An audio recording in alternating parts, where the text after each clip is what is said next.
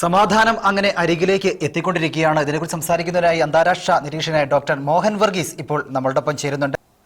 ഇവിടെ വിശ്വാസ്യതയുടെ ഒരു വിഷയമാണുള്ളത്. മധ്യസ്ഥരുടെ സഹായത്തോടു കൂടി നടക്കുന്ന ഒന്നാം റൗണ്ട് ചർച്ച, അതൊരു സമഗ്ര കോംപ്രഹെൻസീവ് ഒരു കരാറിന്റെ ആദ്യ റൗണ്ട് ചർച്ച മാത്രമാണ് ഇപ്പോൾ പൂർത്തീകരിച്ചിരിക്കുന്നത്. ആദ്യ റൗണ്ട് ചർച്ചയുടെ ഫലങ്ങൾ പുറത്ത് കേൾക്കുന്നത് പോലെ ആണെങ്കിൽ തീർച്ചയായും ശുഭോദർക്കമായ കാര്യമാണ്. ഹമാസിന്റെ കസ്റ്റഡിയിലുള്ള 20 ജീവനോടെയുള്ള 20 ഇസ്രായേലി ബന്ദികളെ വിട്ടയക്കാം എന്ന ധാരണയാണ് പ്രധാനപ്പെട്ടത്. അതിന് പകരമായി ഇസ്രായേൽ എത്ര പേരെ നൽകും എന്നതിനെ കുറിച്ച് കൃത്യമായ ഒരു കണക്ക് ഇപ്പോൾ ലഭ്യമല്ല. 2000-ഓളം ബന്ദികൾ, 2000-ഓളം തടവുകാർ എന്നാണ് പറയുന്നത്. ഏതാണ്ട് 250-ൽ പരം ജീവപര്യന്തം തടവുകാരും പിന്നീട് പല സമയങ്ങളിലായി ഇസ്രായേൽ പലസ്തീനിൽ നിന്നും അല്ലെങ്കിൽ ഗാസയിൽ നിന്നും അറസ്റ്റ് ചെയ്ത് തടവിൽ പാർപ്പിച്ചിരിക്കുന്ന മറ്റൊരു 1700 പേരും. അതിൽ ഹമാസ് ഒരു പ്രിഫറൻസ് ലിസ്റ്റ് തയ്യാറാക്കി മധ്യസ്ഥന്മാർ മുഖേന ഇസ്രായേലെ ഏൽപ്പിച്ചിട്ടുണ്ട്. അതിൽ ഇസ്രായേൽ ഏറെ ഭയപ്പെടുന്ന, ഏറെ ഇസ്രായേലിന് നാശം വരുത്തിയിട്ടുള്ള ചിലരെ വിട്ടുകൊടുക്കുന്ന കാര്യത്തിൽ അന്തിമ ധാരണ ആയിട്ടില്ല എന്ന രീതിയിലാണ് റിപ്പോർട്ടുകൾ വരുന്നത്. മറ്റുള്ള ആളുകളുടെ കാര്യത്തിൽ, മറ്റുള്ള തടവുകാരുടെ കാര്യത്തിൽ ഒരു ധാരണയുണ്ടാകും. അപ്പൊ അതാണ് ബന്ദി കൈമാറ്റവും തടവുകാരുടെ കൈമാറ്റവും അതുപോലെ തന്നെ വെടിനിർത്തൽ. ആദ്യം വെടിനിർത്തലും തടവുകാരുടെ കൈമാറ്റവും കഴിഞ്ഞു കഴിയുമ്പോൾ സേനാ പിന്മാറ്റത്തിന്റെ ഘട്ടമായി. സേനാ പിന്മാറ്റം ഏത് പോയിന്റ് വരെയാണ്? അതായത് ആദ്യം ഇസ്രായേലിന്റെ ഭാഗത്തു നിന്ന് ഉണ്ടായ ഒരു നിർദ്ദേശം, ആ ഒരു ഗാസ സിറ്റിക്ക് പുറം മതിൽ വരെ അല്ലെങ്കിൽ പുറത്ത് ഏതാനും കിലോമീറ്ററിന് അപ്പുറം വരെ പിന്മാറ്റം എന്നതാണ് ആദ്യം വന്ന നിർദ്ദേശം. പക്ഷെ അതിനേക്കാൾ കൂടുതൽ ഏറിയ വിസ്തൃതിയിൽ പിന്മാറണം എന്ന ഒരു നിർദ്ദേശമാണ് ഇപ്പോൾ വന്നിരിക്കുന്നത്. തത്വത്തിൽ അത് അംഗീകരിച്ചു എന്നാണ് മനസ്സിലാക്കുന്നത്. ഇതെല്ലാം തന്നെ, ഈ അംഗീകാരങ്ങളെല്ലാം തന്നെ, ഈ ധാരണകളെല്ലാം തന്നെ കൺസേൺഡ് പാർട്ടികൾ പ്രഖ്യാപിക്കുന്നതിന് വളരെ മുൻപ് തന്നെ ഇന്ന് രാവിലെ തന്നെ ഡൊണാൾഡ് ട്രംപ് ട്രൂത്ത് സോഷ്യൽ മുഖേന തന്റെ സാമൂഹ്യ മാധ്യമ പ്ലാറ്റ്ഫോം വഴി ലോകത്തെ അറിയിക്കുന്ന പതിവ് പോലെ തന്നെ Trump has jump the gun. അതായത് അറിയേണ്ട, you want to hear it from the horses mouth. ഇത് പറയേണ്ടത് ഹമാസ് ആണ്, ഇത് പറയേണ്ടത് ഇസ്രായേലാണ്. പക്ഷെ ട്രംപ് ആ പതിവും തെറ്റിച്ചില്ല. തന്റെ സ്വതസിദ്ധമായ ശൈലിയിൽ ഇന്ത്യ പാകിസ്ഥാൻ യുദ്ധം താൻ അവസാനിപ്പിച്ചു എന്ന് പറയുന്നത് പോലെ, അല്ലെങ്കിൽ ഉക്രൈൻ റഷ്യ യുദ്ധത്തിൽ തന്റെ അവസാന വാക്ക് തന്റേതായിരിക്കും എന്ന് പറയുന്നതിന് സമാനമായ രീതിയിൽ ഇതിന്റെയും പൂർണ്ണമായ ക്ലെയിം, ഒന്നാം റൗണ്ട് ചർച്ചയുടെ അനുകൂലമായ ഫലത്തിന്റെ ക്രെഡിറ്റ് എടുക്കുകയും ലോകത്തെ അറിയിക്കുകയും ചെയ്തത് ട്രംപ് തന്നെയാണ്. അതാണ് ഒരു പ്രത്യേകത.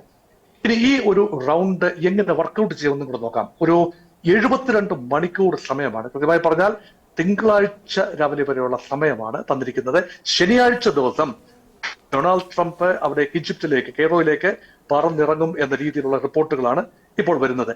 തന്റെ കൂടി സാന്നിധ്യത്തിൽ ഈ ബന്ദി കൈമാറ്റ കരാർ ലോകത്തെ ഒരിക്കൽ കൂടി ആധികാരികമായി അറിയിക്കാം, ഒരിക്കൽ കൂടി തനിക്ക് ക്രെഡിറ്റ് എടുക്കാം എന്നൊരു ധാരണയിലായിരിക്കാം ഡൊണാൾഡ് ട്രംപ് തന്നെ വരുന്നു. ഇപ്പോൾ നിലവിൽ ഈ കഴിഞ്ഞ ദിവസം ട്രംപിന്റെ പ്രതിനിധിയായ സ്റ്റീവ് വിറ്റ്കോ, പശ്ചിമേഷ്യ പ്രതിനിധിയാണ്.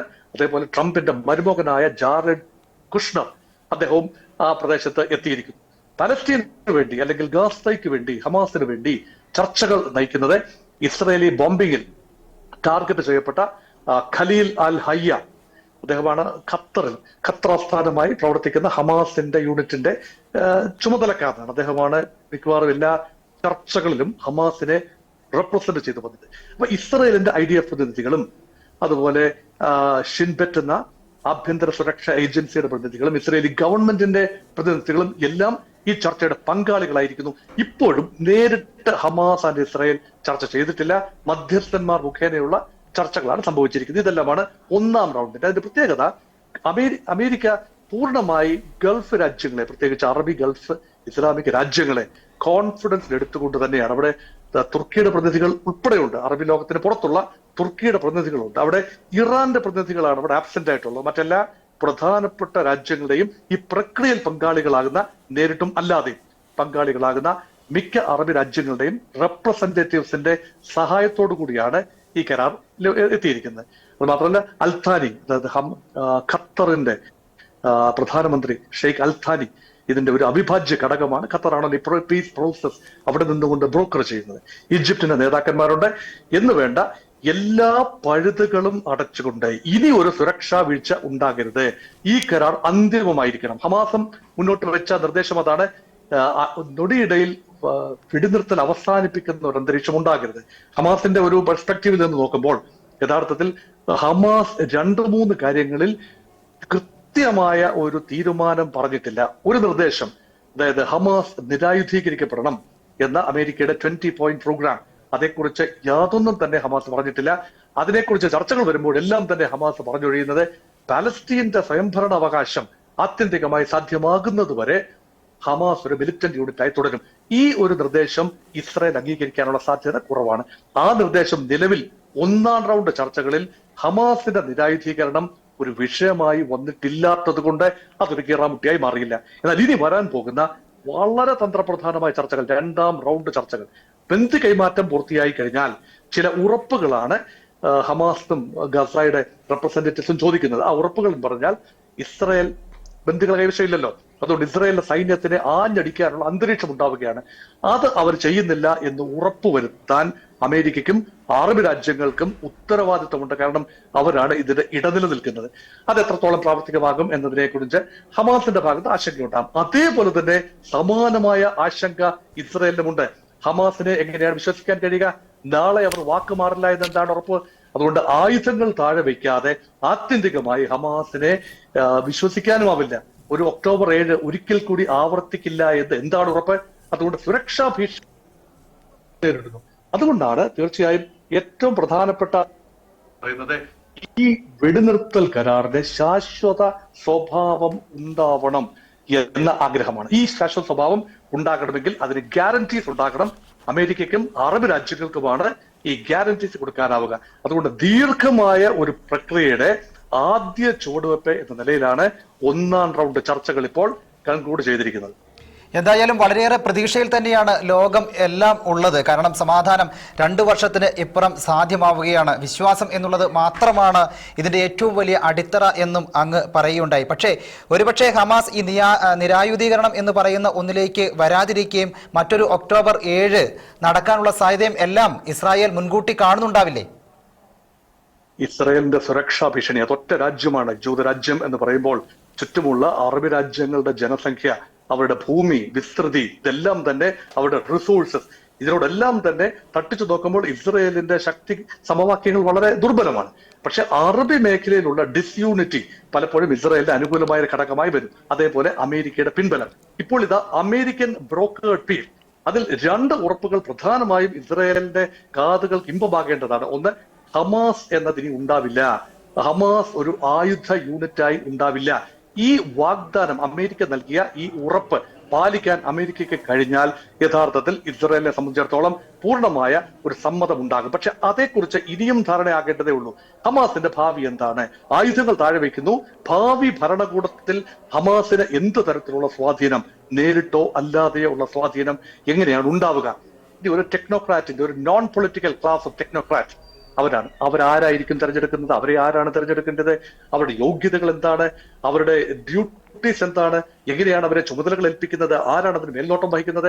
ഇപ്പോൾ പറയുന്നു മുൻ ബ്രിട്ടീഷ് പ്രധാനമന്ത്രി ടോണി ബ്ലെയറിന്റെ നേതൃത്വത്തിലുള്ള ഒരു സമിതി. അപ്പോൾ അവിടെ ഒരു പാലസ്തീൻ കണ്ണ് വേണം, ഒരു പാലസ്തീൻ സാന്നിധ്യം വേണം ഉന്നതാധികാര സമിതിയിൽ എന്ന് ഹമാസ് നിർദ്ദേശം വെച്ചിരിക്കുകയാണ്. അപ്പൊ അത് എത്രത്തോളം പ്രാവർത്തികമാകും? ട്രംപിന്റെ പദ്ധതിയിൽ അങ്ങനെയല്ല. അപ്പൊ അതുകൊണ്ട് പാലസ്തീൻ ഒരു ടെക്നോക്രാറ്റുകളുടെ ഒരു ദൈനംദിന അഡ്മിനിസ്ട്രേഷന്റെ ടെക്നിക്കൽ സൈഡ് എല്ലാം അവർ നോക്കുകയും അതേസമയം യഥാർത്ഥ കടിഞ്ഞാടും നിയന്ത്രണവും മറ്റൊരു ഏജൻസിക്ക് ആവുകയും ചെയ്യുന്ന ഒരു സങ്കീർണമായ അവസ്ഥ. ഇതിനെല്ലാം മുകളിൽ ഒരു എപ്പെക്സ് ആൻഡ് മോണിറ്ററിംഗ് ബോഡി എന്ന നിലയിൽ ഒരു സമിതി പ്രവർത്തിക്കുകയും അതിന്റെ തലപ്പത്ത് സാക്ഷാൽ അമേരിക്കൻ പ്രസിഡന്റ് ഡൊണാൾഡ് ട്രംപ് വരികയും ചെയ്യുന്നത് എത്രത്തോളം സ്വീകാര്യമാണ് പലസ്തീൻ ജനതയ്ക്ക്, എത്രത്തോളം സ്വീകാര്യമാണ് ഹമാസിന്, അത് മറ്റൊരു ചോദ്യമാണ്. അതുകൊണ്ട് ഇനിയുള്ള റൗണ്ടുകളിലാണെങ്കിലും തർക്കങ്ങളും പ്രതിസന്ധികളും ഉണ്ടാകാനുള്ള സാധ്യത വളരെ കൂടുതലാണ്. അത് മാത്രമല്ല വിശ്വാസ്യത നേടിയെടുക്കാൻ തക്ക ഒന്നും തന്നെ ഇതുവരെ പ്രവൃത്തിയിൽ കണ്ടിട്ടില്ല. വാക്കുകളിൽ പറഞ്ഞു വെച്ചു വെടിനിർത്തുന്നു, പ്രവൃത്തിയിൽ അത് സാവകാശം ഉണ്ടാകേണ്ടതാണ്. ഒരു ബന്ദിയെ പോലും ഇപ്പോൾ നമ്മൾ സംസാരിക്കുന്ന ഈ നിമിഷം വരെ ഒരൊറ്റ ബന്ദി പോലും മോചിതനായിട്ടില്ല. ഇപ്പോൾ 72 മണിക്കൂർ സമയമാണ് നൽകിയിരിക്കുന്നത്. ആ 72 മണിക്കൂർ സമയം വളരെ നിർണായകമാണ്. മുൻകാലങ്ങളിൽ ബന്ദിമോചനം സംഭവിച്ചിട്ടുണ്ട്. ഏതാണ്ട് 251 ബന്ദികളെ കൊണ്ടുപോയപ്പോൾ അതിൽ ഒരു 100-ൽ പരം ബന്ദികളെ 2 ഘട്ടങ്ങളിലായി നവംബർ 2023-ലും ജനുവരി 2025-ലുമായി നടന്ന 2 വേള വെടിനിർത്തലിൽ അത്രയും ബന്ദികളെ മോചിപ്പിച്ചിട്ടുണ്ട്. അതൊരു ചരിത്രമാണ്. പക്ഷെ 2 പ്രാവശ്യവും വെടിനിർത്തൽ അൽപായുസായിരുന്നു. പല കാരണങ്ങളാൽ വെടിനിർത്തൽ ലംഘിക്കപ്പെടുന്ന ഒരു കാഴ്ച കണ്ടു. വീണ്ടും പൂർവ്വസ്ഥിതിയിലേക്ക് പോകാനുള്ള ഒരു അന്തരീക്ഷം ഉണ്ടാകുന്നില്ല എന്ന് ഉറപ്പുവരുത്തുന്ന ചുമതലയാണ് ഇപ്പോൾ മധ്യസ്ഥ രാജ്യങ്ങൾ. ഇതുവരെ ഇത്രയും കോംപ്രിഹെൻസീവായ ഒരു പീസ് ഡീൽ ഉണ്ടായിട്ടില്ല. അതുകൊണ്ട് ഇവിടെ ഒരുപാട് സ്റ്റേക്ക് ഹോൾഡേഴ്സ് ഉണ്ട്. അറബ് രാജ്യങ്ങളുണ്ട്, അമേരിക്കയുണ്ട്, അതുപോലെ തന്നെ മറ്റ് യുണൈറ്റഡ് നേഷൻസ് ഒഴികെയുള്ള മറ്റ് മിക്ക പ്ലേയേഴ്സും ഇവിടെ രംഗത്തുണ്ട്. യുണൈറ്റഡ് നേഷൻസ് മൗനമായി ഇതെല്ലാം നോക്കി നിൽക്കുകയാണ്. ഒരുപക്ഷെ UN പ്രസക്തി വരുന്നത് എയ്ഡ് വിതരണം, ഹ്യൂമാനിറ്റേറിയൻ കാര്യങ്ങൾ അഡ്രസ് ചെയ്യുന്ന വിഷയം വരുമ്പോൾ യുണൈറ്റഡ് നേഷൻസിനും ഇതിൽ പങ്കാളിത്തം ഉണ്ടാകാനുള്ള സാധ്യതയുണ്ട്. അതുകൊണ്ട് ഇതൊരു മൾട്ടി പാർട്ടി എഗ്രിമെന്റ് എന്ന നിലയിൽ തികച്ചും ബൈലാറ്ററലായ ഒരു സംവിധാനമല്ല എന്ന് ഓർക്കണം. അത്രയും കോംപ്രിഹെൻസീവായ ഒരു എഗ്രിമെന്റ് ഒരുപക്ഷെ ലോക സമാധാനത്തിന് തന്നെ ഒരു നാന്ദി കുറിക്കുന്ന, അല്ലെങ്കിൽ പശ്ചിമേഷ്യയിലെ സമാധാനം ലോക സമാധാനത്തിന് ഒരു പ്രീ റിക്വസിറ്റ് ആണ് എന്ന ബോധം ലോകത്ത് വന്നതുകൊണ്ടാണ് കൂടുതൽ രാജ്യങ്ങൾ ഗാസയിലെ ജനങ്ങൾക്ക് ഐക്യദാർഢ്യം പ്രഖ്യാപിച്ചുകൊണ്ട്, ഹമാസിനല്ല ഐക്യദാർഢ്യം, ഗാസയിലെ ദുരിതം അനുഭവിക്കുന്ന ഹമാസിന്റെ പ്രവർത്തികളാലും ഇസ്രായേലിന്റെ അറ്റാക്ക് കാരണവും ദുരിതം അനുഭവിക്കുന്ന ഗാസയിലെ ലക്ഷക്കണക്കിന് വരുന്ന സാധാരണ നിസ്സഹായരായ ആളുകളുമായി താതാത്മ്യപ്പെടുന്ന ഐക്യദാർഢ്യം പ്രഖ്യാപിക്കുന്ന ലോക മനസാക്ഷി കണ്ടു. അത് കണ്ടില്ല എന്ന് നടിക്കാൻ അമേരിക്കയ്ക്കുമാവില്ല, ഇസ്രായേലിനുമാവില്ല, ഗാസയെ ഒബ്സർവ് ചെയ്യുന്ന ഇൻഡിപെൻഡന്റ് നിരീക്ഷകർക്കുമാവില്ല. അതുകൊണ്ടാണ് there is a global consensus to bail Gaza out. പക്ഷേ ഗാസയ്ക്ക് വേണ്ടി സംസാരിക്കുന്നത്, പലസ്തീൻ കോസിന് വേണ്ടി സംസാരിക്കേണ്ടത് ഇനി ഹമാസ് ആവുമോ, അത് അംഗീകരിക്കപ്പെടുമോ എന്നത് ഇനിയും നിശ്ചയമില്ലാത്ത കാര്യമാണ്. ആ ഹമാസ് ആണ് പലസ്തീൻ കോസിന് വേണ്ടി ഇനിയും ശബ്ദമുയർത്തുന്നത് എങ്കിൽ ഹമാസിനെയോ ഹമാസ് പറയുന്ന കാര്യങ്ങളോ അംഗീകരിക്കാൻ ഇസ്രായേൽ ബാധ്യസ്ഥരല്ല. കാരണം ഹമാസുമായി ആണ് ഇപ്പോൾ ചർച്ച നടക്കുന്നത് എങ്കിൽ പോലും ഹമാസ് ഏതാണ്ട് പൂർണ്ണമായി പിരിച്ചുവിടത്തക്ക രീതിയിൽ, അല്ലെങ്കിൽ ഹമാസ് ഇനിയും ആയുധം മാറ്റിവെക്കുകയും രാഷ്ട്രീയ പ്രക്രിയയിൽ ഹമാസിന് സ്ഥാനമില്ലാതിരിക്കുകയും ചെയ്യുന്ന ഒരു ഫോർമുല അല്ലാതെ ഹമാസിനെ നിലനിർത്തുന്ന ഒരു ഫോർമുല ഇസ്രായേലിലെ തീവ്ര റാഡിക്കൽ ജൂയിഷ് വിഭാഗങ്ങൾ അംഗീകരിക്കാൻ ഒരു സാധ്യതയും കാണുന്നില്ല. ഇപ്പോൾ ഏതാനും മണിക്കൂറുകൾക്കുള്ളിൽ ഇസ്രായേലിന്റെ മന്ത്രിസഭ യോഗം ചേർന്നുകൊണ്ട് ഈ ഒന്നാം ഘട്ട ഒരു കരാറിന്, അല്ലെ ഒന്നാം ഘട്ട ഡീലിന് ഒരു ഉറപ്പ് നൽകേണ്ടതാണ്, ഗ്യാരണ്ടീസ് നൽകേണ്ടതാണ്.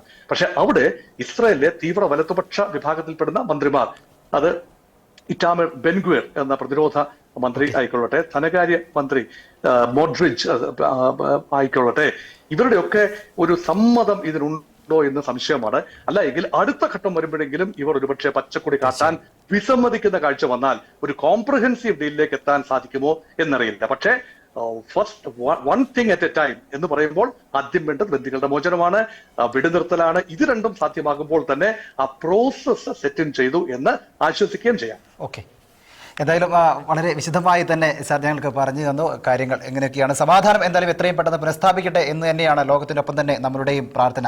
നമ്മളോട് വിശദമായ വിവരങ്ങൾ നൽകിയത് അന്താരാഷ്ട്ര നിരീക്ഷകനായ ഡോക്ടർ മോഹൻ വർഗീസാണ്. വളരെ നന്ദി സാർ.